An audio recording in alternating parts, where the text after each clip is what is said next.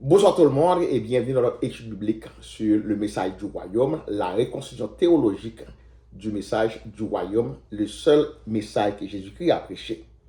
Jésus-Christ n'était pas venu pour commencer avec la religion, même pour commencer avec le mouvement du christianisme. Jésus-Christ était venu, il a prêché un seul message, le message du royaume.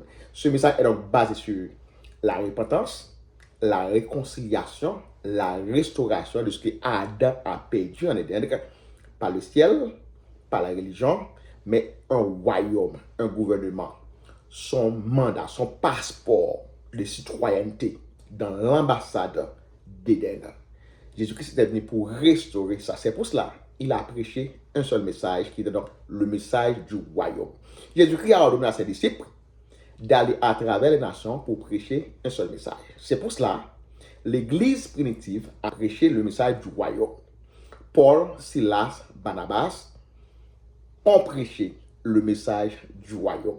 Pas un message basé sur l'émotion, pas un message basé sur la sensation, mais il a prêché le message que Jésus-Christ leur a ordonné à prêcher, qui est donc le message du royaume.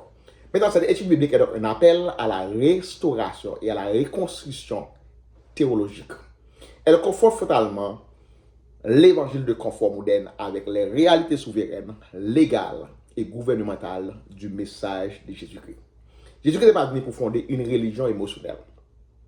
Il est venu pour établir un gouvernement en territoire hostile. C'est pour cela, dans Matthieu chapitre 4, le verset 17, il a dit, dès lors Jésus commença à prêcher et à dire, repentez-vous car le royaume des cieux est proche. C'est donc le message que Jésus-Christ a utilisé pour commencer ou pour introduire le message, pour introduire son ministère, le message du royaume. Maintenant, Jésus-Christ a dit, repentez-vous car le royaume des cieux est proche. Maintenant, le mot grec que Jésus-Christ a utilisé, c'est donc métanoïa, qui veut dire changement d'allégeance, changer de système et changer de gouvernement. Maintenant, il y a donc une grande différence qui existe entre le message que Jésus-Christ a prêché et la manifestation de ce message-là. C'est donc la distinction juridique qui existe. Jésus-Christ n'a jamais prêché les miracles. Il a prêché le royaume. Les miracles étaient donc des preuves légales qui montrent que le royaume est maintenant arrivé. Le roi est maintenant arrivé. Le roi dont les prophètes de l'Ancien Testament ont parlé de lui, ont parlé d'eux, et donc est maintenant sur la terre. Son règne est donc actif sur la terre. Maintenant, on trouve le mot grec kérigma et siméon. Kérigma, c'est donc la proclamation officielle de décret royal. Et siméon, c'est donc signe, preuve et authentifiant. C'est-à-dire, le message de Jésus-Christ était donc la proclamation de décret royal.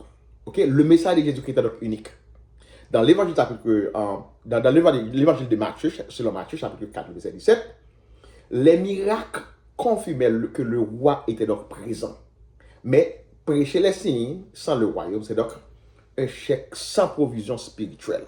C'est pour cela que je ne prêche pas les miracles, je ne prêche pas les guérisons, je ne prêche pas les bénédictions, parce que les guérisons, les bénédictions et les miracles sont donc des preuves tangibles qui montrent que le roi est maintenant sur la terre. Le roi est maintenant prêché cette bonne nouvelle, qui est donc la bonne nouvelle du royaume. Maintenant, dans le contexte hébreu, on trouve un mot qui c'est Bassar, qui veut dire annoncer une victoire, déclarer l'installation de nouveaux rois. C'est donc la bonne nouvelle. La bonne nouvelle que Jésus-Christ a annoncée n'était donc pas la prospérité, n'était pas donc le confort, mais c'était donc l'invasion du gouvernement de Dieu, l'invasion du gouvernement de Dieu sur la terre.